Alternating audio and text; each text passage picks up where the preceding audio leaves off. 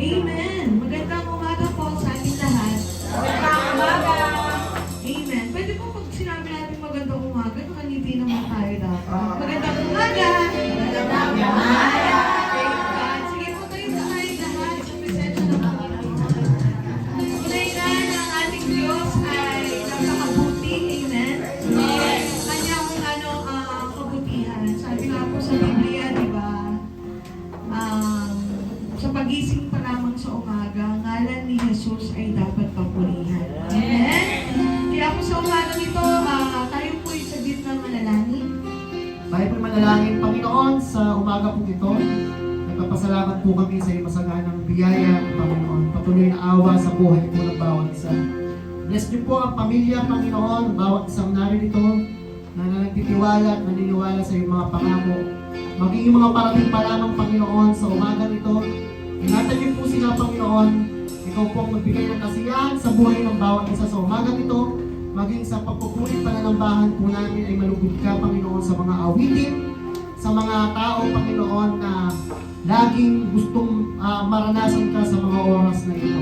Maraming salamat po sa mga nagdaang araw, sa mga nagdaang linggo, Panginoon, na patuloy kang sumasama sa amin at nagmamahal sa amin. Maraming salamat po. Sa iyo po namin pinakatiwala ang lahat ng ito sa pangalan ni Jesus. Amen! Maraming salamat po para sa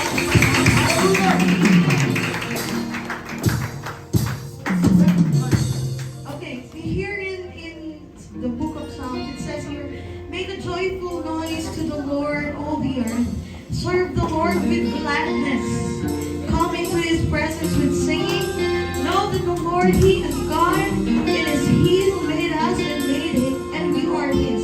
We are His people and the sheep of His pasture. Enter His gates with thanksgiving and His courts with praise. Give thanks to Him, bless His name, for the Lord is good. His steadfast love endures forever, and His faithfulness to all generations. Our God is a good God.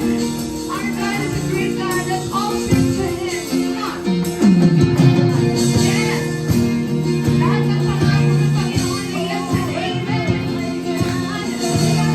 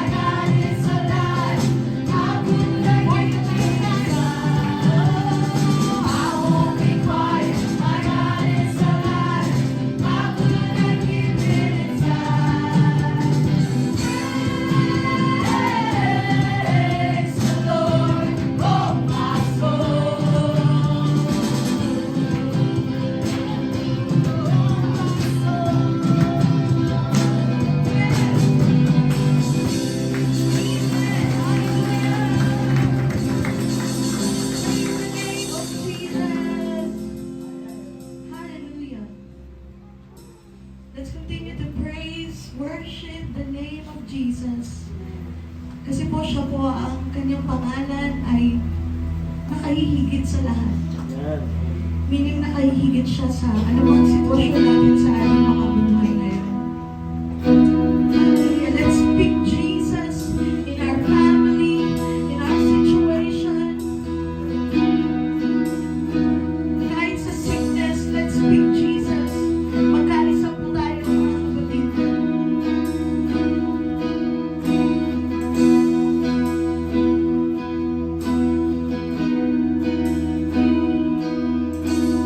I just want to speak the name of Jesus over every heart and every mind. 'Cause I know there is peace within your presence. I speak Jesus.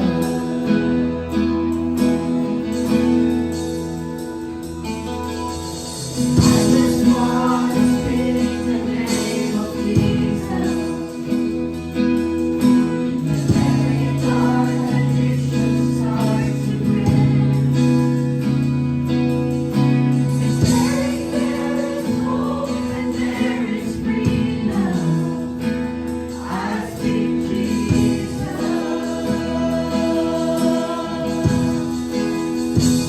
Your name is power.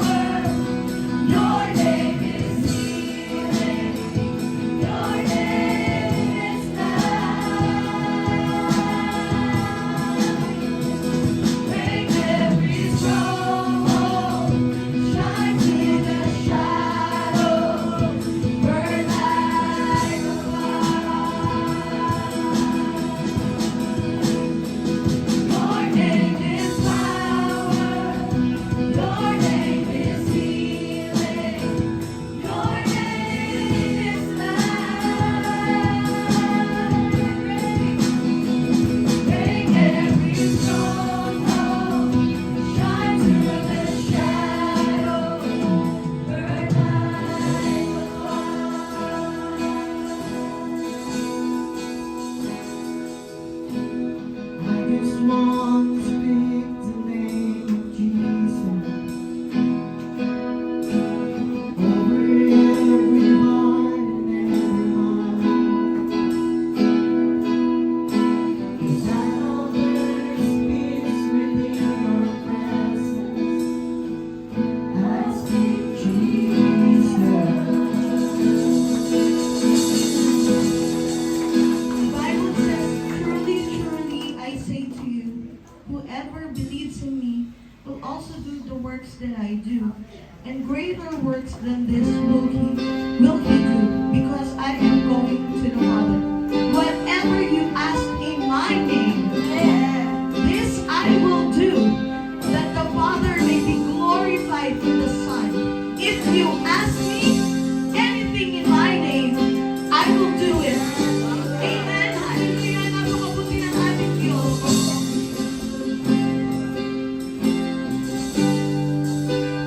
When I speak your name, darkness has to flee.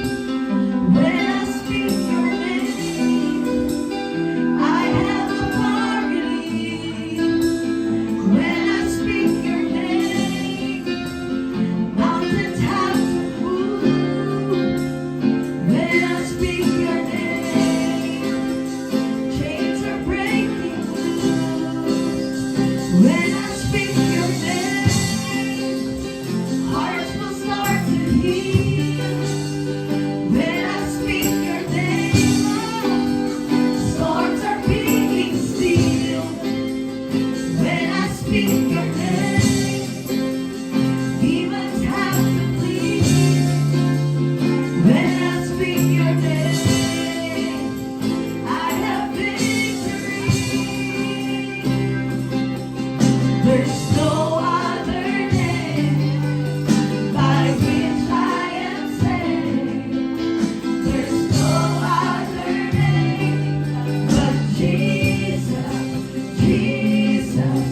There's no other name. You're the truth and the way. There's no higher name but Jesus, Jesus. And when I speak your name, darkness has to flee. Oh, when I speak your name, I have authority. And when I speak your name, mountains have to move. When I speak your name, chains are breaking loose. And when I speak your name, hearts will start to heal. And when I speak your name, storms are being still. When I speak your name, demons have to flee. When I speak your name, I have victory. There's no other name by which I am saved. There's no other name but Jesus, Jesus. There's no other name. You're the truth and the way. There's no higher name but Jesus, my Jesus.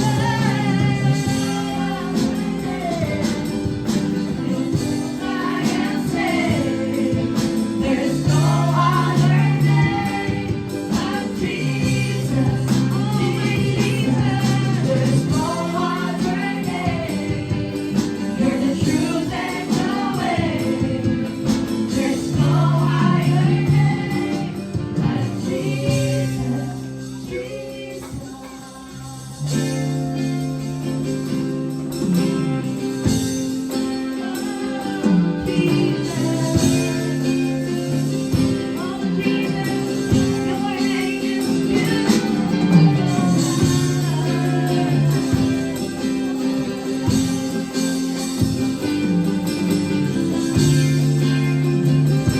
Come on, church, with one voice, sing to God.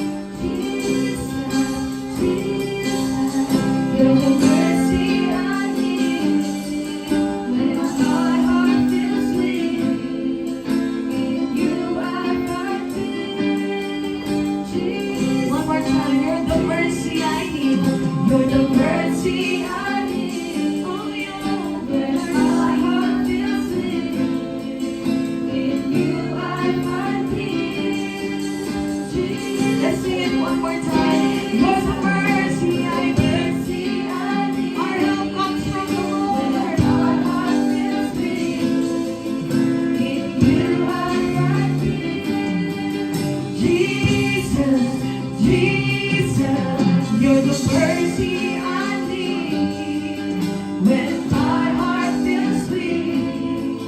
In you I find peace. Jesus, Jesus, you're the mercy I need when my heart feels weak. You're the mercy. You're the mercy I need when my heart. Oh, you're the mercy. You're the mercy I need when my heart feels. One more time. You're the mercy. You're the mercy I need when my heart feels weak. For the last time. You're the mercy I need when my heart feels weak. In you I find peace. Jesus, Jesus.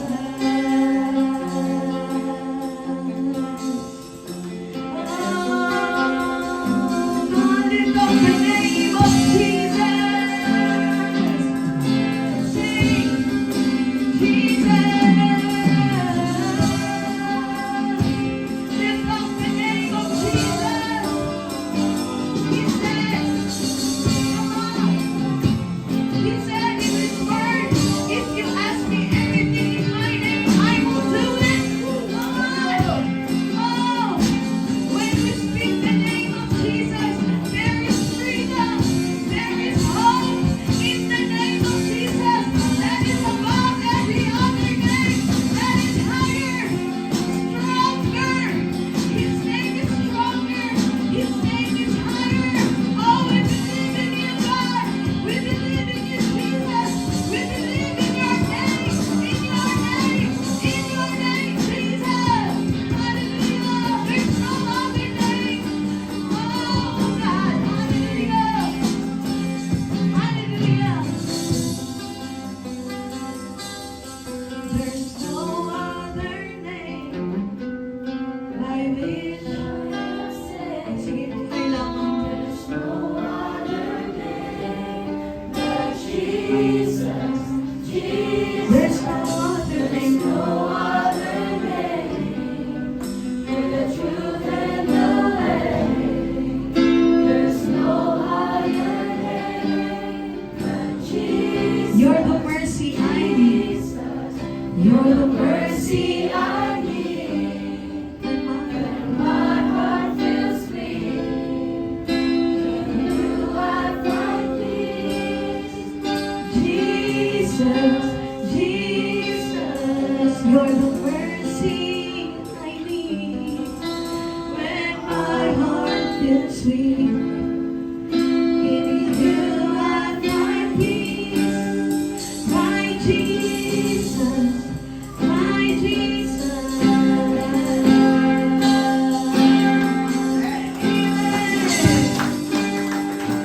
Hallelujah, the sweetest name of all, Jesus.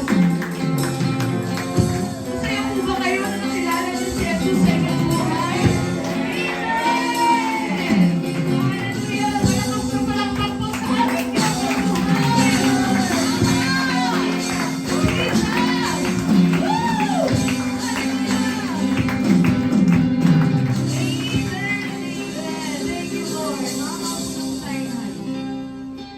Amen.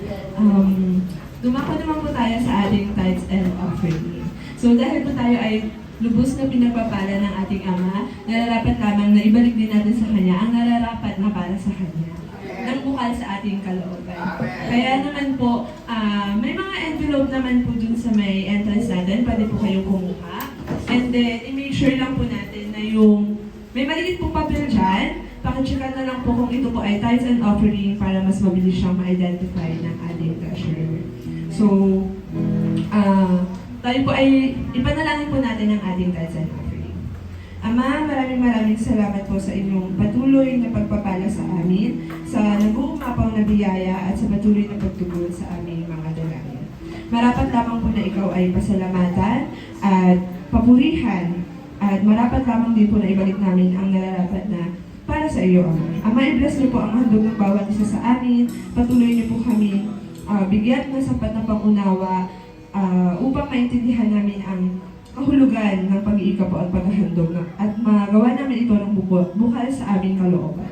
Alam po namin ikaw ay hindi tumitingin sa halaga na ibibigay ng bawat isa sa amin, kundi sa puso at sa kagustuhan ng bawat isa. Nawa kami ay maging kasangkapan upang mas patuloy na lumago ang iglesyang ito. Muli, walang ibang dapat na mapapurihan, mapasalamatan, kundi ikaw lamang aming Ama. Sa pangalan ni Jesus, Amen. Puso magbigay.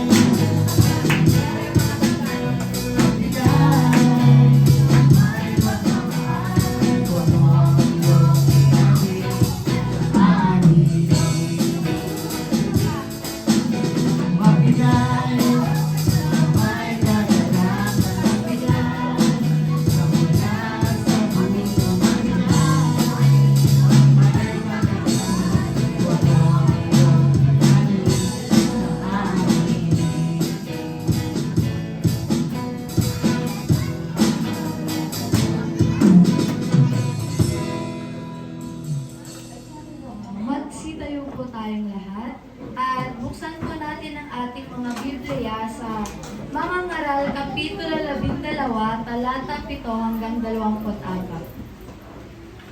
Alalahanin mo siya bago manumbalik sa alabok ang ating katawang lupa at ang ating hininga ay magbalik sa Diyos na may bigay nito.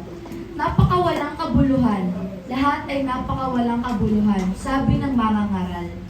Lahat ng nalalaman ng Mga Ngaral ay itinuro niya sa mga tao. Pinag-aralan niyang mabuti ang mga kasabihan at sinubo kung ito'y totoo. Pinili niya ang mga salitang magdudulot ng kasiyahan at isinusulat ang katotohanan. Ang mga salita ng matalino ay matulis na tulad ng tungkod na pantaboy ng kawan. Tulad ng matulis na pakong nakabaon pagkat buhat sa tanging pastol nating lahat. Anak ko, mag-ingat ka sa mga bagay na wala rito. Hindi matitigil ang paggawa ng iba't ibang aklat at ang labis na pag-aaral ay pahirap sa katawan. Sa kabila ng lahat ng ito, isa lamang ang aking masasabi. Matakot ka sa Diyos at sundin mo ang kanyang mga utos, sapagkat ito ang buong katungkulan ng tao. Lahat ng gawain natin, hayag man o lihim, mabuti o masama, ay ipagsusulit natin sa Diyos. Magsiupo na po tayo. Okay, magandang umaga po sa ating po lahat. Magandang umaga po. Morning. Ako, masaya tayo pag-araw po ng linggo. Ang ganda po nung awit, wala na pong mas mataas pang pangalan sa pangalan ng ating Panginoong Hesus. Mas makapangyarihang pangalan sa pangalan po ng ating Panginoong Hesus. Pangalan na siyang daan, pangalan na siyang katotohanan, pangalan na siyang buhay. Sa sitwasyon po natin o sa kalagayan po natin, pagka po isang sitwasyon o isang pangyayari ay napagtanto na po natin o tayo po ba ay napag-alaman na po natin ay ito po ay makabubuti sa atin, minamahal po natin ng labis, di po ba? Yung mga ibinibigay sa atin na meron pong sentimental value kung tawagin, halos i-treasure natin yan. Nilalagay pa natin sa box, pinapahalagaan po natin. At halos ayaw nating ipamigay o ayaw nating magalaw kasi ang iniisip po natin, ito po ay mahalaga para sa akin. Okay? Pero hanggat hindi po natin nakikita ang halaga ng isang bagay o isang sitwasyon, binabaliwala lang po natin ang marami pong bagay. Parang mga gamit na kinasanayan natin na pagbagong binili, alagang-alaga natin. Di ba, sapatos natin, pagbagong binili, pinupunasan pa yan. Ikinakahon pa nga yan. Pero habang tumatagal, at ito'y maalikabok na, bihira na natin maasikaso, kung saan na rin natin nakikita. Di po ba? Yun. Ganun po kasi ang ating likas, no? Bilang tao, mahusay sa umpisa, pagkatapos sa huli, bigla tayo mag-decline. Sa Panginoon, ganun din. May mga isa sa buhay natin na mayroon tama ang Diyos sa atin, agad ay agad ay tumatama ang kanyang pagmamahal, meron tayo na pagtatanto. So ginagawa natin ang lahat ng pinakamainam para sa kanya. Pero pag dumating yung mga iba't ibang mga pagsubok at iba't iba ng mga dahilan, medyo nagdi-decline tayo ng konti, bumabagal yung ating momentum. Kaya naman, bumabagal din yung pagkakataong makilala natin ang Panginoon. Pero kung tutusin, dapat tuloy-tuloy po talaga tayo hanggat hindi natin naiintindihan yung dapat nating maintindihan. Okay? Kaya may pumbagang ito, paksa po natin ngayon ay may pamagat po, ngayon, napagtanto ko na. Now I realize. Okay? At sana ngayong mga oras na ito, kasama na rin ng ating mga nanonood sa online, sana makatulong ang mensahe ito para mapagtanto natin kung ano yung mga katotohanan na dapat sana ay nun pa natin pinahalagahan, bakit ngayon lang natin napahalagahan. Okay? So meron po tayong tinatawag na wasted time, no? Hindi natin babasahin yung binasa na ni Pat kanina, mamaya na natin siya tatalakayin. Meron tayong tinatawag na wasted time, no? Oras, wasted days, araw, wasted weeks, linggo, wasted months, buwan, o tinatawag na wasted years. Nasayang na oras, nasayang na araw, nasayang na linggo, nasayang na buwan, at nasayang na taon. Ang problema po dito, kapag po ito ay napalampas, hindi na po natin maibabalik. Kaya talagang sayang nga naman talaga.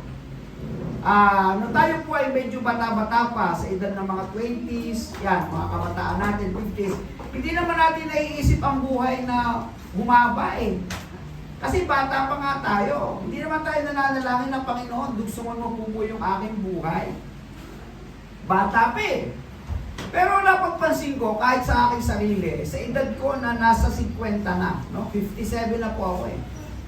Meron na rin akong mga panalangin ng Panginoon. Gusto ko po naman ay medyo mahaba pa yung aking buhay. Ano naman po ninyo? Ngayon ko naiintindihan eh. Ngayon ko naiintindihan kung bakit pagdating na tayo po ay nasa edad na, nagmamakaawa na tayo sa Diyos, napahalagaan natin ang ating buhay, at masaksihan pa natin. Nakakahinayang pala rin mawala sa mundo kung may mga anak kang maiiwan. Napagtanto ko din yan eh. Pagka pinagbamasdan ko yung aking mga apo na nakakatuwa sila, at yung aking apo na sumasali na sa mga class activities, na sumasayaw, ganyan. Sa isip at puso ko, Panginoon, sana masubaybayan ko pa yung kanilang pagdadalaga. Tama ba yan? Na sila po ay magkaasawa at masaksihan ko pa yung pagkakaroon ko ng pagiging lolo, hindi lamang sa tuhod, pati sa talampakan. Pero pag naiisip ko naman yung aking mga magulang na umabot na ng 87, 83 na, hirap na silang lumakad. Malabo na ang mata, wala na halos pandinig. Parang ayoko din naman na mabuhay ng ganong katagal. The Lord, 120 years, pero gumagapang na ako. No? At halos wala na rin akong makausap. At wala na rin gustong magkasikaso sa akin. Di ba? Pero ang pinupunto dito, anumang matsyempo yung araw, buwan at pagkakataon na ikaw ay nabubuhay, sana naman hindi nasasayang yung bawat araw at bawat pagkakataon. Okay pa? Yun po yung ating pag-uusapan dito. Kaya sayang, sabi ni Haring Solomon, sayang. Sa Ingles ay all is meaningless, all is meaningless, all is meaningless, all is vanity.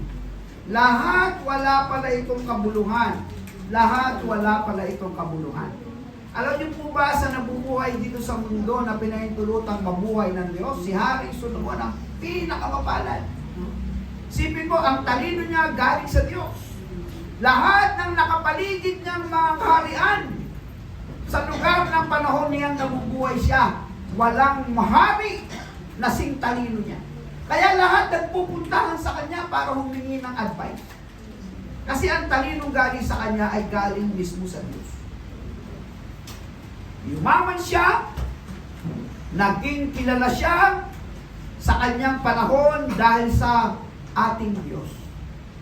Talaga naman, bawat dumalaw doon, nagdadala ng mga kayamanan para sa kanya. Kaya payaman siya ng payaman. Meron siyang isang bodega na tambakan ng mga ginto, tambakan ng mga alahas at kung ano-ano pa, galing sa iba't ibang hari. Ganun po siya. Pero lahat po yun ay nawala. Nang ang ginawa na niya ay umalis na siya sa pagtingin sa Diyos at nagtiwala na siya sa kanyang sarili. Lahat po yun nawala. At doon siya ngayon nagkaroon ng pagka-realize. Napagtanto niya ngayon, sayang. Sayang yung pagkakataon. Sayang talaga. Sayang. Doon niya napagtanto na ang Diyos ay napakahalaga higit sa lahat kaysa sa kayamanan. Napagtanto niya. Napagtanto niya na ang Diyos ay higit sa lahat kaysa sa anumang uri ng katalinuhan. Napagtanto niya na ang Diyos ay higit sa lahat kaysa anumang mga pagkain o masasaganang pwede nating maranasan. Kung wala pala ang Diyos natin, lahat pala ay walang kabuluhan. Pero napagtanto niya, huli na ang lahat. Di ba? Huli na ang lahat. Sabi nga ng mga magulang, anak, hindi mo ako maintindihan. Pero pag ikaw ay nag-asawa, lahat ng ipinapangaral namin sa iyo na sinusuway mo, iniungusan mo pa kami na iyong magulang. Hindi mo kami sinusunod. Pag ikaw ay nag-asawa, lahat ng sinasabi namin sa iyo, mapapagtanto mo rin. At sasabihin mo sa iyo sarili, kaya pala ito payo sa akin ng aking magulang. Kaya pala ito ay pinagagawa sa akin. Kaya pala ako'y hinihigpitan. Ganito pala ang maging isang magulang. O pag naging magulang ka na at nagpamilya ka na, sasabihin sa'yo ng magulang ko, anak, naniwala ka na. Naniwala ka na ba sa sinabi ko? Saka mo sasabihin, opo nanay, opo tatay. Kaya lang ilang taon na nakaraan, sayang at sayang at sayang ang mga pagkakataon. Kaya po sa umagang ito, meron po tayong mga katotohanan na sana po ay makatulong sa ating ngayong umaga upang mapagtanto natin ang ilang mga katotohanan na sana'y noon pa natin inintindi, noon pa natin inunawa, pero hindi natin ginawa dahil nga sa katigasan ng ating pupulo. Meron quotation, obedience is better than sacrifice. Okay? Ang pagsunod ay higit na mabuti kaysa doon sa pagsasakripisyo. Okay, pwede naman natin gawin ang isang pagsasakripisyo pero nagdadabog ka. Okay? Pwede naman sinusunod mo ang iyong magulang. Anak, maghugas ka ng pinggan. Anak, ikaw ay mag-ayos ng silid. Anak, ayusin mo mga bagay. Pwede ka namang nagsasakripisyo pero nagdadabog ka. Ibig sabihin, masama ang iyong loob. Okay, sa Diyos hindi yun, walang bearing yun. Sa Diyos hindi niya pinag-uusapan kung gaano kahirap ang ginawa mo sa Kanya. Ang pinag-uusapan natin sa harap ng Diyos, paano mo sinunod yung mga bagay na pinaghirapan mo. Okay? Baka naman kasi tayo sumisimba dito pero alang-alang na lang. Nakuha niyo po? O hindi yan ang pagsunod na gusto ko, anak. Baka naman tayo nagsasama-sama dito pero nagsasakripisyo tayo pero hindi naman talaga para sa Kanya. Sasabihin ng Diyos sa atin, anak, hindi yan ang gusto ko. Ang sinasabi ko sa inyo, anak, sumunod ka dahil ito ay para sa kalakasan ninyo. Sumunod ka dahil ito ay araw ng pagsamba sa Panginoon. So, darating ang panahon, nagkikita-kita tayo dito, hindi dahil sa ano paman. Nagkikita-kita tayo dito dahil sa isang pangalang higit na mas mataas kaysa sa lahat. Amen? Amen. Pangalang siyang tanging daan. Pangalang siyang buhay. Pangalang siyang katotohanan. At walang iba kundi ang ating Panginoon. Tama ba? Napagsama-sama tayo sa isang pangalan. Sa ating pong Panginoong Jesucristo. Nag-sacrifice para sa atin, pero yung sakripisyong yun ay dahil sa buong pusong pagsunod niya sa kanyang Diyos Ama. Kaya sabi, ang lahat ng ito ay kalooban ko. At ang sabi ng Biblia, yung lahat ng sakripisyo ng kanyang anak, kinalugdan ng kanyang Ama. Diba? Kasi nakikitang totoo. Kaya kinalugdan ng kanyang Ama. O, ikaw lang hindi nagkakaanak. Pagkalipas ng daang taon, imposible ka nang magkaanak, baog ka na, pero binigyan ka pa ng Diyos ng isang anak. Nangyari yan sa panahon ni Abraham at saka ni Sarah. Di ba? Nagkaroon ng anak, lumaking gwapo sa Isaac. Pagkatapos sasabihin ng Diyos, o yan, nag-iisa mong anak, ihandog mo sa akin. Hindi siya napakadali. Ang tagal kong inantay.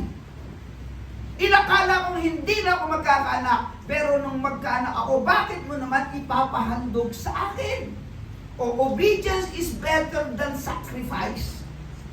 Ha? Sumunod si Abraham. Hindi nakatingin ang Diyos kay Isaac. Nakatingin siya, kaya napatunayan si ama ng pananampalataya ang nakita ng Diyos kay Abraham, yung kanyang pagsunod. Kasi madali naman talagang magbigay. Kaltasan mo lang ng 10,000, ng 1,000, yung 10,000, isang sakripisyo, okay. Diba? Kaltasan mo ng 100, yung 1,000 para sa disinofering, okay. Sacrifice yun eh. Gumising ka na madaling araw dahil may gawain dito, okay. Pero ang tanong, sa panahong ginagawa mo ito, kanino mo ginagawa? Sa church? Sa utos ng pastor? Obligasyon ng simbahan? O ginagawa mo para sa Panginoon? Ganun po siya. Kaya nung panahon na yon, ang sakripisyo, normal lang siya na dapat natin gawin kung gusto mong sumunod. Wala namang pagsunod na walang sakripisyo eh. Di po ba?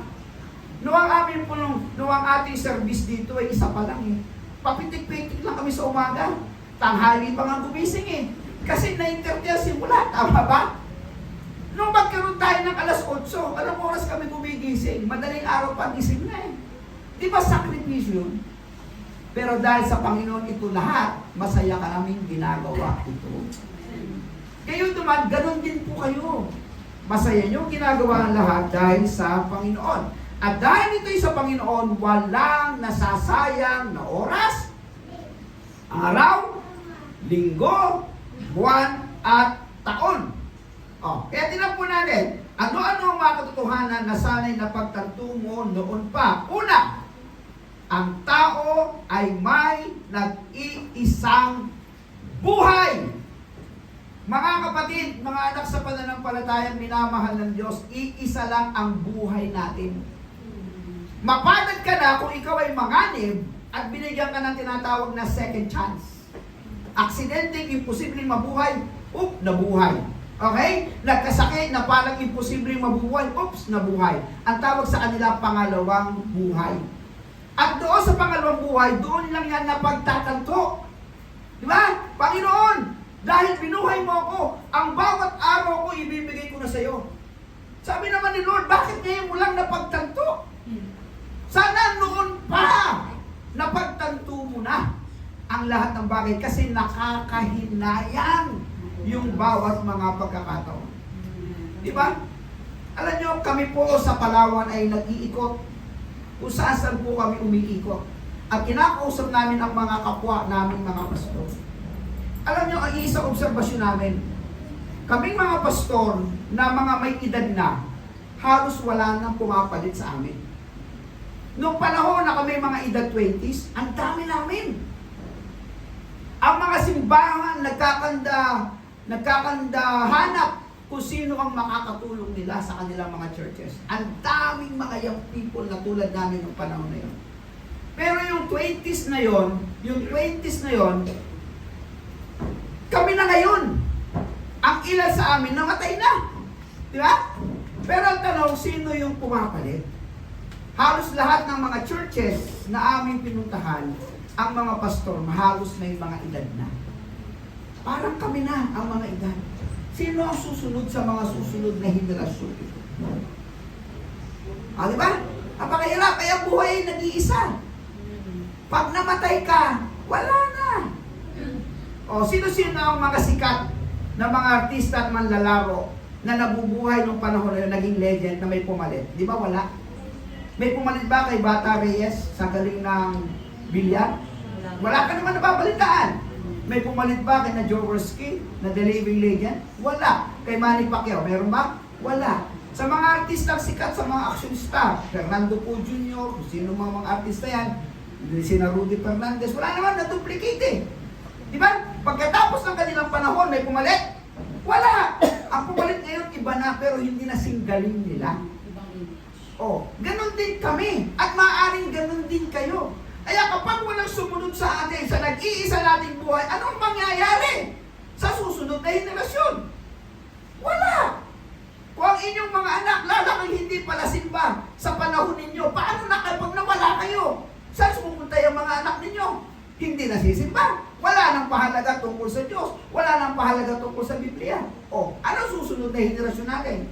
Worse is getting worse. Tama sabi ng Biblia, sa huling panahon, ang masama ay lalo magpapakasama. Ang mga tao ay magiging lapastangan sa magulang at hindi na nila kikilalanin ng Diyos. Maghahanap sila ng mga magtuturo ng naaayon lang sa kanilang gustong marinig. Yan ang nababasa natin sa Biblia sa huling araw. Ang tanong, sasama ba ako sa huling araw na yon? Isasama ko ba ang ating mga anak sa huling araw na yon? Kaya ngayon pa lang sa kasalukuyan, mga magulang sa edad natin ito, papanaw tayo pero mag-iwan naman tayo sa ating mga anak ng magagandang edukasyon at oportunidad na sila'y makapaglingkod sa Panginoon. Kasi mababaliwala ang lahat. Ang tao ay may nag-iisa lamang buhay. We only have one life. Basahin natin. Mga Ngaral 12:7-8. Basa. Alalahanin mo siya bago manumbalik sa alabok ang ating katawang lupa at ang ating hilinga ay magbalik sa Diyos na may bigay nito. Napakawalang kabuluhan. Lahat ay napakawalang kabuluhan, sabi ng mga ngaral. Oh. Ano sabi sa Hebreo 9:27? Itinakda sa mga tao na minsan lamang mamatay, pagkatapos ay paghuhuli.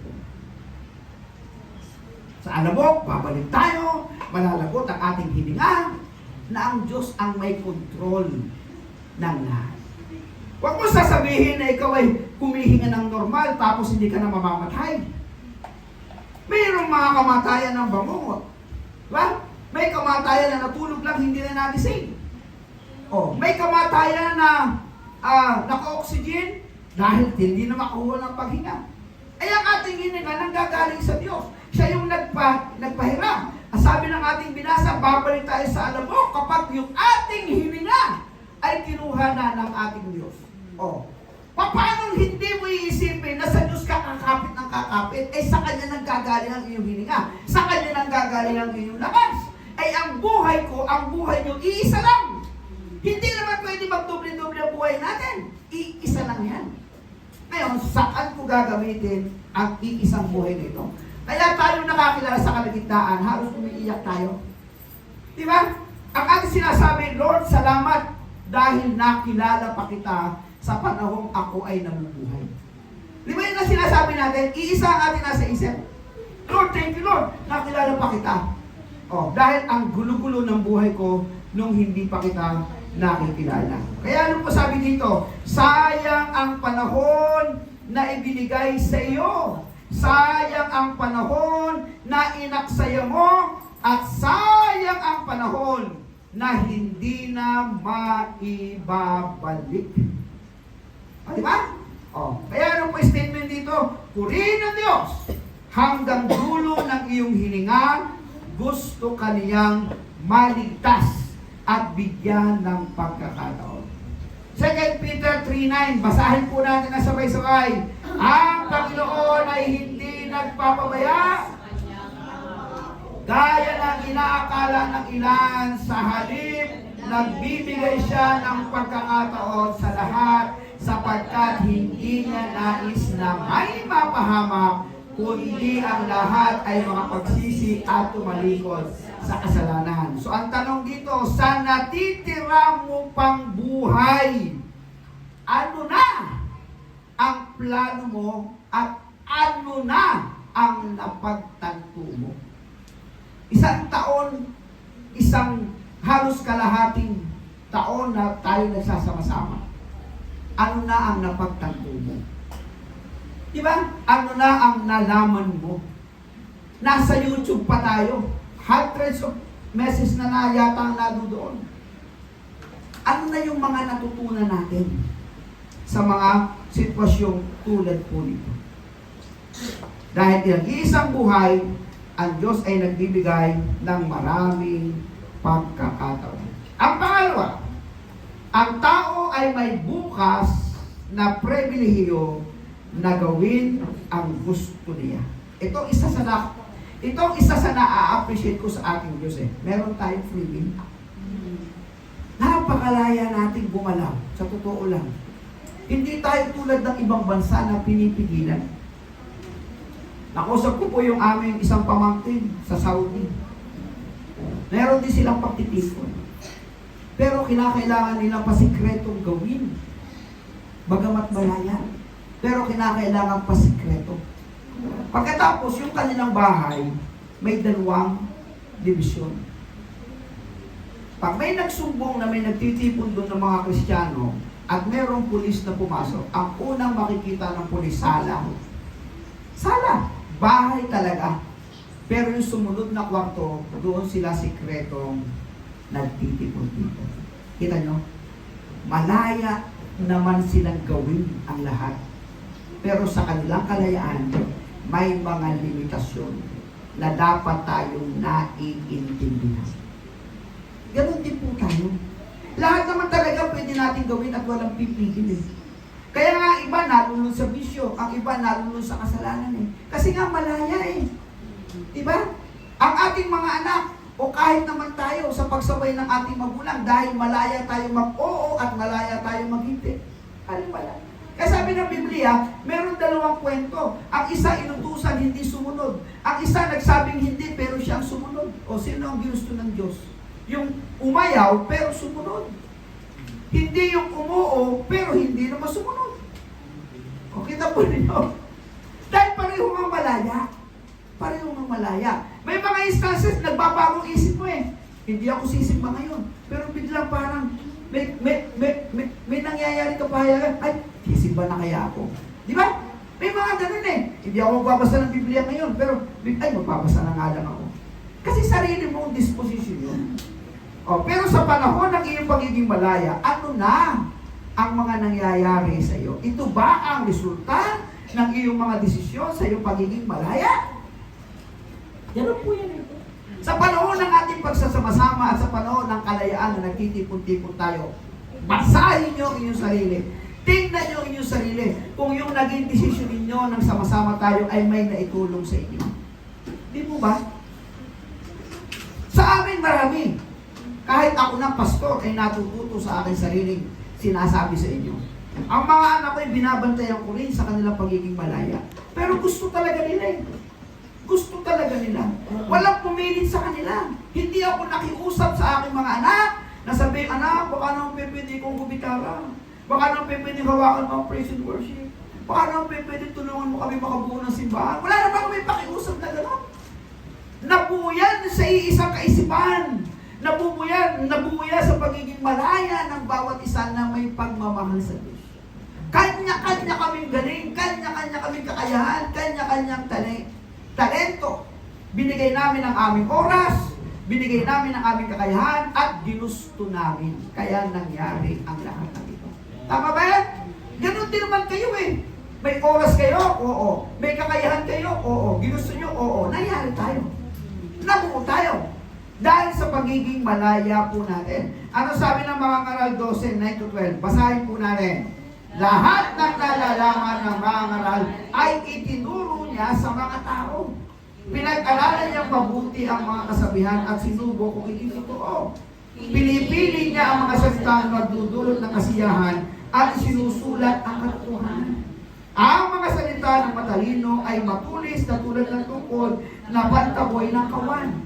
Tulad ng matulis na pao na kabaon. Buwan sa tanging pastol nating lahat. Anak ko, mag-ingat ka sa mga bagay na wala rito. Hindi matitigil ang paggawa ng iba't ibang aklat at ang labis sa pag-aaral ay pahirap sa katawan. Kita niyo, yun ang sabi ng matalinong si Solomon. Malaya niyong gawin ang lahat.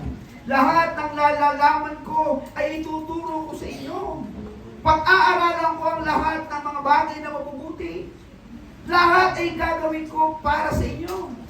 Mga anak, mag-ingat lang kayo sa mga bagay na wala rito. Hindi matitigil ang paggawa ng iba't ibang aklat. Kasi nga, malaya nga ang bawat isa eh. Oh, at ang labis sa pag-aaral ay pahirap sa katawan. Kwentong karanasan ito ni Haring Solomon sa kanyang sarili. Kasi nga, lahat ng bagay sa kanyang paligid ay nasa kanya na. Pero meron siyang naging pag-uulan eh. Sa kanyang pagiging malaya, merong nakapasok na demonyo sa kanyang isip, sa kanyang buhay, para maputol ang kanyang pagiging malaya sa tamang kalooban ng Diyos. Kaya unang Korinto, Kapitulo 6, talatang 12 hanggang 13, lahat po tayo magbasa nito. May magsasabi, malaya akong makagagawa ng kahit ano, ngunit sagot ko naman, ay hindi lahat ng bagay ay nakakabuti.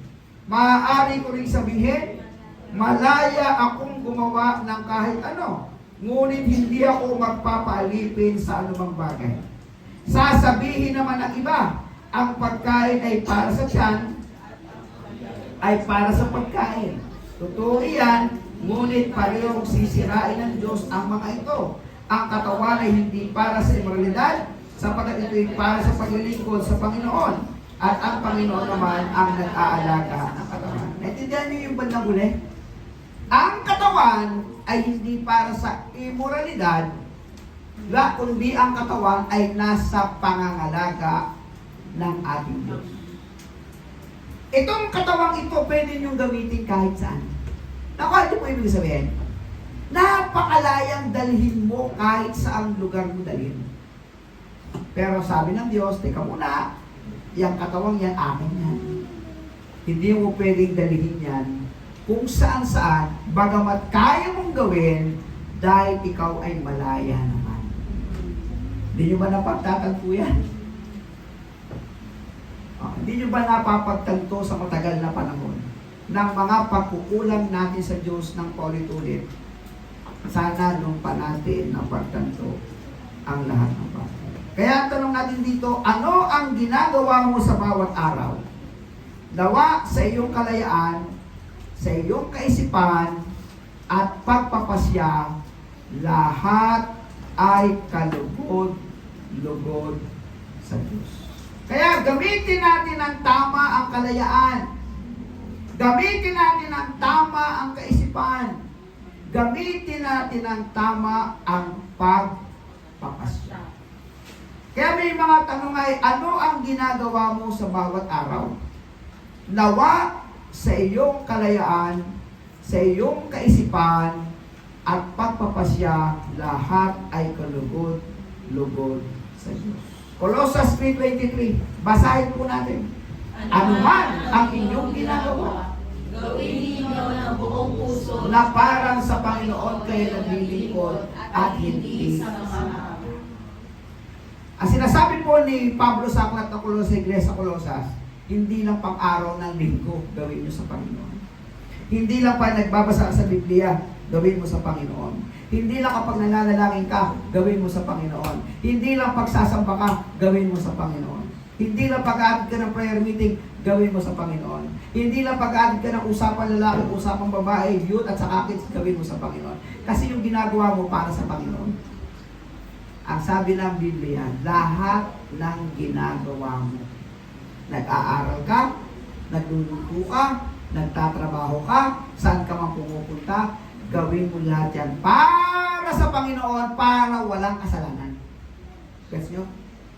Kasi pag sa Panginoon, alam mong tama ang ginagawa mo. Walang kasalanan. Pero pag ginawa mo yan para sa iyong sarili, ang kasalanan, napakabilis kumapit sa atin. Tama ba? Natatanda niyo yung sabi ng ating pag-aaral? Bagamat tayo ay mga anak na minamahal ng Diyos, pero yung likas na kalikasan natin, naroon pa rin. Kaya naglalaban po eh. Naglalaban yung kasalanan at hindi pagkakasala. Kasi meron na tayong banal na espiritu na nakatatak sa ating pagkatao. Tama ba? Ang espiritu ay may pagnanais, pero ang laman ay mahina. Kaya naglalaban-laban yung dalawa. At yun, ang doon nagsisimula yung total transformation natin. Ang pangatlo, ang panghuli, ang tao ay haharap at mananagot sa lahat ng ginawa. Yun lang. Mga ngaral 12:13-14, basa po. Sa kabila ng lahat ng ito, isa lamang ang aking masasabi, matakot ka sa Diyos, at sundin mo ang lahat ng kanyang mga utos, sapagkat ito ang buong katungkulan ng tao. Lahat ng gawin natin, hayag man o lihim, mabuti man o masama, ay ipagsusulit natin sa Diyos. Sana mapagtagpo po natin yan. Kasi pag hindi natin ito napagtanto, hindi tayo matatakot gumawa ng tama. Mas gusto natin gumawa ng mali. Kasi wala tayong pagkaka-realize. Hebreo 4:13, walang nilalang na mga pagtatako sa Diyos, lahat ay hayag at lantad sa kanyang paningin. At sa kanya tayo magsusulit ng ating mga sarili. Darating ang panahon, kapag nasanay tayong hindi sa Panginoon ginagawa ang lahat, haharap tayo sa Diyos na marami tayong pagkukulang.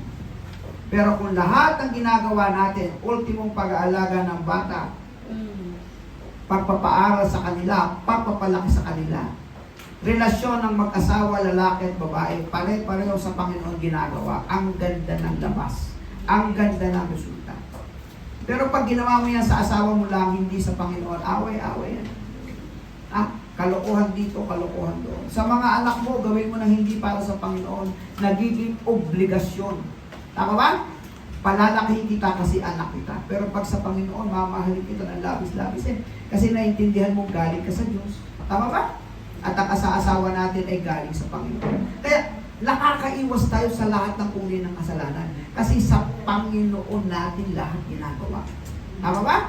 Kasi alam ng Diyos na pagdating ng araw, mananagot ka sa Kanya. Sasabihin ng Panginoon, aba anak, naging mabuti ang katiwala, pumasok ka sa aking kaharian. Bakit? Sa track ng buhay mo, nakita niya lahat ginagawa mo para sa kanyang alulaki. At diyan nalulugod ang Panginoon. Kaya sabi dito, samantalahin ang mga pagkakataon na ibinibigay ng Diyos. Oras, talento, at ako. Samantalahin po ninyo yan. Oras, talento, at ako. Maging handa sa pagharap natin sa Diyos. Kaya ano sabi po ng banal na kasulatan? Mga hakbangin na tama. Una, matakot ka sa Diyos. Pangalawa, sundin mo ang utos ng Diyos. Pangatlo, maglingkod ka na. Okay? Maglingkod ka na. Tayo po naman ay hindi papaliit. Tayo po naman ay papalaki. Sabi ko sa Blessed Family sa pag-umaga, darating ang time, magkakaroon na rin tayo ng sariling usher sa pag-umaga na manggagaling sa kanila. Yan? Magkakaroon na rin tayo ng Bible scripture reader na manggagaling na sa kanilang mga anak. Di ba ang ganda tingnan? Hindi mo ba? Na naglilingkod ito pangalawang service, may naglilingkod din sa unang service. Darating ang panahon, meron ng magre-relievo kay sino to? Kay JR. Ryan? Kay Ryan sa pagbibig. Parang si Kuya Joel. Dati ang panahon, mayroong relievo kay Mark. Parang si Bless ang relievo. Kay Hart, no? Meron din magkikipod. Meron na rin, darating ang panahon, may magre-relievo kay Harlen at sa iba naming mga yada. Diba? Hindi po malayo yan. Kasi sa papalaki ng gawain binibigay sa atin ng Diyos, sa papahirap ng ng ating oras at sakripisyo, pag wala pong nagkukumit ng oras, talento at saka mismo gusto niya, ay nako, baka darating ang panahon, 3 service tayo, makita niyo yada worship, ganyan ang itsura. Magpaawit tayo, ganyan. Tapos si Tatay Pastor, di ba? Nagmamadali na. Naiintindihan yung parang sinasabi ko. Bakit 3 service na kasi? Di ba? Mayroon ba kayong napagtanto? At service na ako. Masigla pa ako kasi pangalawang service pa lang to. Nakikita niyo yung mga kapatira natin, masisigla pa O, paano kung dumami tayo ng dumami, maliit naman itong lugar natin, di magtatatlong service tayo, mag-aapat na service. Baka umakala si Naya siya, apat na service kami lang kami ang aawit. Di ba? O, si Ryan, baka putput na ng daliri. Pero, alam niyo mga kapatid, walang bagay na ginugusto ng Diyos na hindi para sa Kanya at ikapuntuhan ng Diyos yan para sa atin. Kaya lahat tayo maglingkod sa Panginoon. Ano ba lang pwede nating magawa sa liit ng lugar na to, gawin natin para sa Panginoon. Kaya yung po halimbawa, kaming mga chaplain, meron chaplain kasi sa bilangguan eh. Pag ikaw ay nagsakripisyo papunta ron, uubos ka ng oras, uubos ka ng pera, tapos tuturuan mo mga nakabilanggo. Di ba? At magiging miyembro mo ba yan? Siyempre hindi. Alam, ano ang palabasan ng quarantine yan para sumiparin ko lahat? Siyempre hindi. Diba? Mga nakabilanggo eh. Tama ba? Ano ang ginagawang sistema para sila ay matulungan natin? Yung mga kamag-anak na malapit sa simbahan, nire-repair. Nire-repair ba? Repair. Palirin naman. Nire-repair sila. Parang pinapaalam na malapit sa simbahan ito, sikretong address, yung kamag-anak ng nakabilanggo, baka pwedeng puntahan para makakilala sa Panginoon. Pag tsatsaga, may posibilidad doon maging miyembro mo? Meron. Kasi may oras kayo para gawin. Alam nyo, pag wala talaga magsasakripisyo para sa kaluluwa at sa paraan ng paglilingkod, wala po. No? Pag hindi nyo ibinigay ang oras, wala. Alam nyo dito sa Tinabunan Elementary School, kailangan po din ng teacher na magtuturo pagka Biyernes. Ang tuturoan po grade 5 at saka grade 6. Ang ituturo po ay moral values na meron ka namang lesson. Ang tanong, sino sa inyo may oras ng alas 3 ng hapon tuwing Biyernes? Ganun lang yun. Kung gusto mo talaga sa puso mo may oras ka, ako po pastor, bibigay kita ng oras. Magtuturo ka doon tuwing Biyernes. Gawin, ang daming bukas na opportunity. Kaya lang, tayo mismo na may kalayaan at may talento, wala tayong oras para gawin ang natin. Dito din sa paikot-ikot na to, marami kayong mapapansin dito sa liit na to na pwede natin magawa. Diba? Malapit na tayo mag-general cleaning. Ang ating mga electric fan ay dapat ayusin. Maraming, napakadami. Ang kinakailangan lang maging malawak ang ating kaisipan at mapagtanto natin ang maraming katotohanan sa paglago natin sa Panginoon. No? Nawa, mayroon ka na pagtanto, 2 Korinto, Kapitulo 5, talata 17. Pwede bang basahin natin ng maayos at sabay-sabay? Kaya't kung nakipag-isa ka na kay Kristo ang isang tao, isa na siyang bagong nilalang. Wala na ang dati niyang pagkatao sa halip. Ito'y napalitan na ng bago. Alam niyo, isang araw, isang pagkakataon.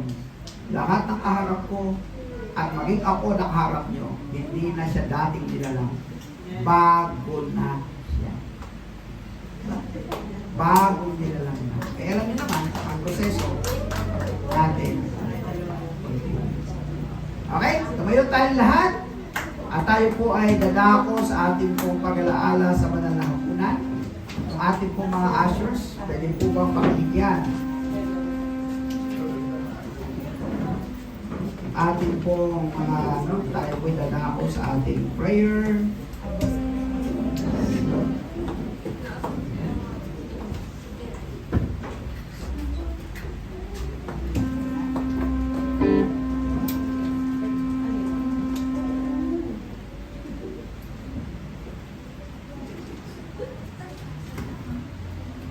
Okay.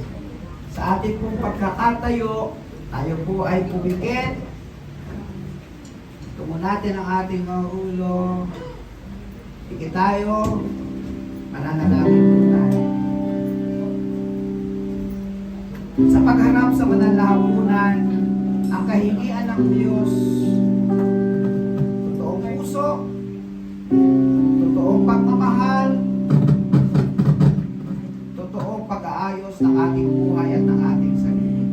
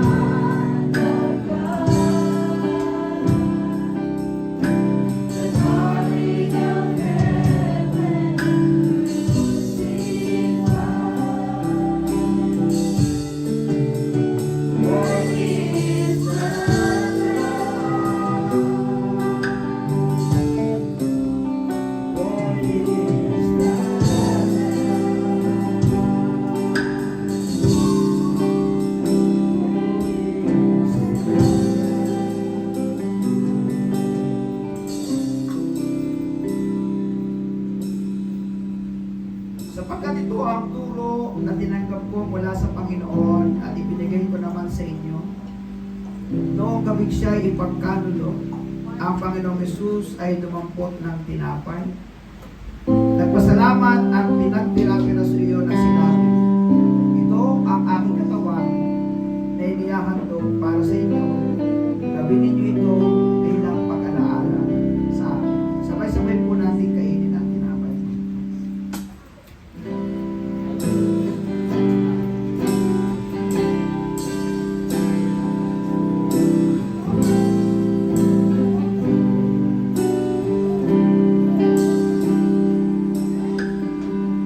Matapos maghapunan, lumapot din siya ng kopa at sinabi, ang kopang ito ang bagong tipa na pinag-itibay ng aking dugo. Kung iinumin ninyo ito, gawin ninyo bilang pag-alaala sa akin. Sabay-sabay po natin.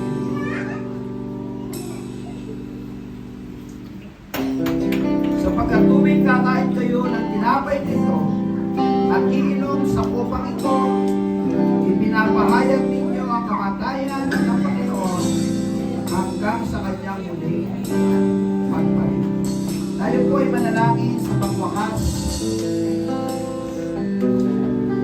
Aming Diyos, aming po Panginoon, sa aming pong paghiwa-hiwalay, dalangin po namin na kahit po dagdag na kaalaman, ay napagtanto kami sa mga oras na ito, sa nag-iisa naming buhay, sa tamang pagkagamit namin ng karayang binigay po ninyo, at sa katotohanan haharap kami sa iyo pagdating ng araw. Dalangin po namin na sa mga natitira naming oras, kami po ay makapaglingkod sa iyo sa anumang paraan. Kami po ay maging kasama ng grupo ng nananalangin, kasama po kami ng mga gawain ng pagtulong, gawain ng pagtutulong, gawain sa praise and worship, gawain sa mga ushering, sa scripture reading, o gawain sa anumang bagay na mga talentong meron kami.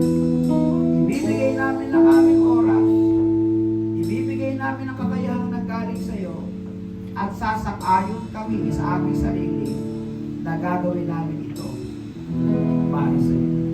Dahil ito ay para sa iyo, Panginoon, mas lalo pa namin pagbubutihin ang aming pananalangin, ang aming pagsamba, ang aming Bible discipline, ang aming patutuo sa aming mga kapitbahay, kaibigan, kamag-anak, at ang pagiging bahagi po namin ng pag-iibanghelyo.